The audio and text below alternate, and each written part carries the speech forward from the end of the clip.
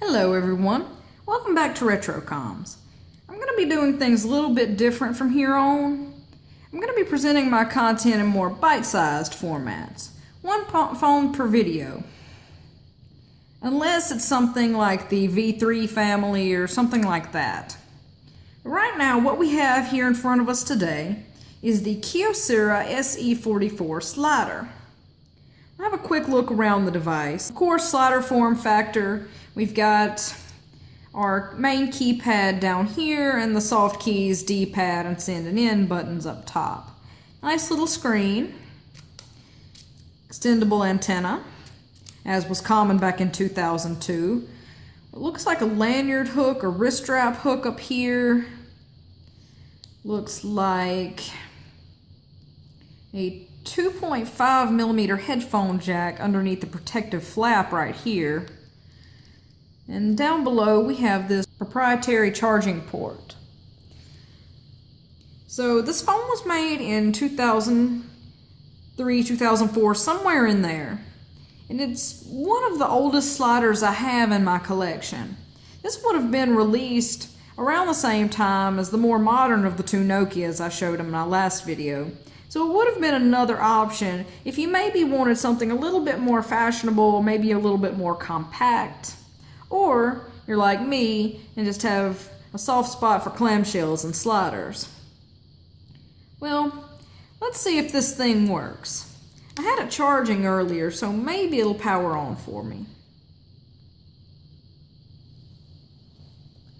Would you look at that? Here she is. It's taken a while, but of course for a phone that hasn't been on in quite some time. Slider, Untitled. Displays the time and date, things like that. We'll go into the menu, touch to talk, recent calls, contacts, web browser, access apps, messages, media gallery, settings, and tools. Let's go to the media gallery and see if we can get a sound test here.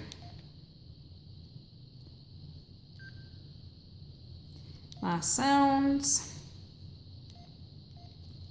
Guess the center button doesn't select. Looks like someone had downloaded some ringtones onto here. Seems like a sign of the times if you ask me. Some of these songs are pretty old. Looks like it's just their custom tones. I'm not going to play any of those because I don't want any kind of copyright violation or anything like that.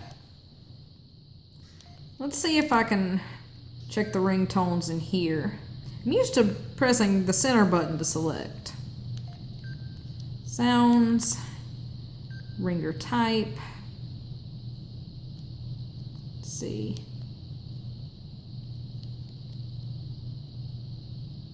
Oh, I guess it doesn't allow you to preview.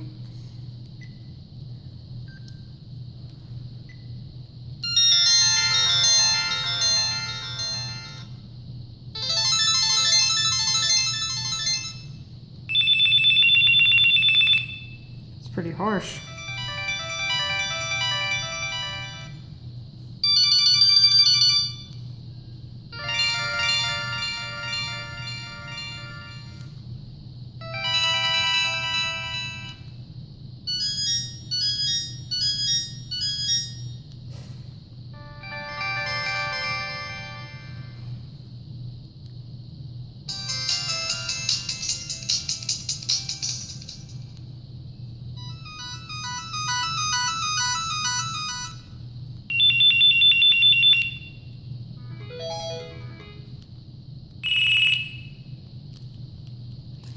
We've reached the end. Well, has a nice speaker, a little bit harsh on the higher frequencies, but that was common for phones of this era. We can look and see that we've got access apps here. Let's see if the previous owner had any apps. because obviously with those old songs there, I must have forgotten to factory reset this one.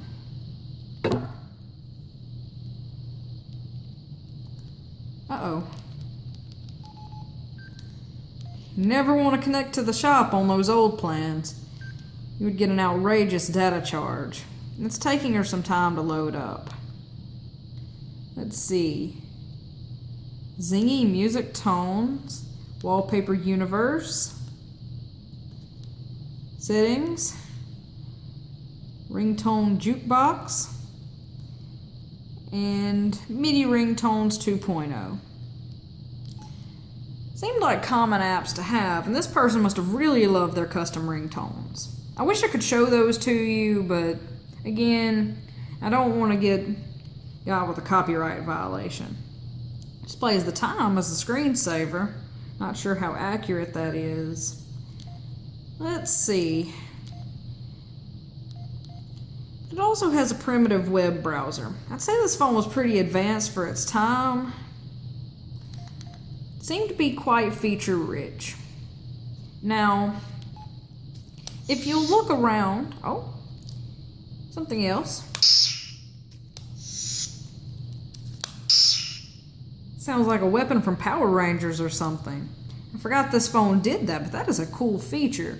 Definitely a more aesthetic feature rather than something groundbreaking like a front-facing camera or things like that we have today. But you can't deny that is cool. Now let's look around this phone.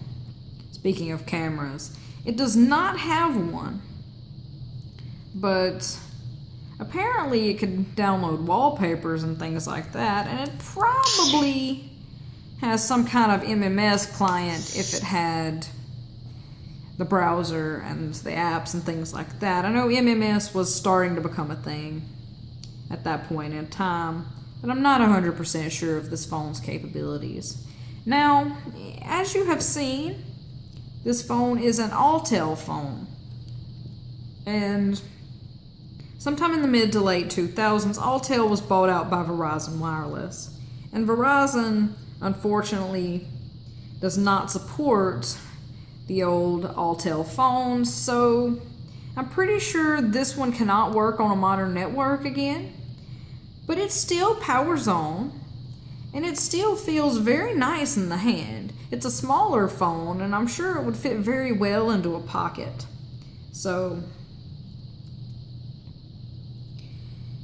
this would be a very enjoyable phone to use, I believe. It would take me some getting used to selecting with this OK key here rather than the center button like I did on the Motorola V3 that I was very familiar with and used around the time this came out, a little bit after. The Razr was more of a thing in 2005. And definitely seemed to be a little bit more feature rich and a little bit more modern designed than the Nokias. Now, I don't believe this thing would be as durable, of course, because it does have this slider mechanism here, and as I'm sure that most of you would know, sliders are generally not the most durable types of phones because of the ribbon cable that connects this front panel to the motherboard here in the back. Now, I'm going to turn this phone off and show you a couple more things here. It's not open for phone operation. I guess I have to turn it off like this. And if you'll notice something else, the end button was used as the power button, unlike having a dedicated power button like on the Nokias and on the Microtacs and things like that. Now, something else to note with this phone, that this is not a battery compartment, but it is the battery itself instead. It's an interesting design. I've seen it used on a few phones, but mainly LG devices. But it's a very neat design choice, and I like that they chose to do that. It's a very neat design choice, and it could have some benefits, because if you lose your battery door, you've lost your battery. You don't have to worry about running around with a phone with no battery door. But at the same time, like I had just said, if you lose this, well, this is your entire battery. Because some phones' battery compartments would pop off easily, and it seemed that these terminals might be easily damaged in a drop. But I'm not sure on that. I don't plan on dropping this. This phone is in excellent condition. A good friend of mine got it for me for Christmas. And I've tried to preserve it along with all the phones I have. But, as I do with all phones on this channel, the question must be answered, would I have used this little phone at its time? And my answer, probably so. It's very compact. It feels very nice in the hand. It's not too bulky. It's not too clunky. And it's cute. I mean, look at his little D-pad. It's a cute little phone. But not as durable as the Nokias. So at this point, it would depend on your lifestyle. And maybe on the prices that this phone was offered at the carrier. But I could definitely consider using this if I were looking for a cell phone back in 2003, 2004, somewhere in there when this baby was released. Here's a sneak peek of what's coming up next on RetroComs. We'll be having a look at either one or both of these classic clamshells here. I always loved the clamshells, and they're my personal favorites of the older phones. And we'll also figure out why this Moto and this LG to a lesser degree has what looks like a tongue sticking out. If you're curious to find out more about these two phones and these tongues, come back next time and I'll explain it all and tell you more about the retro communication technology that was present in the early 2000s. Until next time, RetroComs signing off. And as usual, RiffValley SoundCloud link in the description.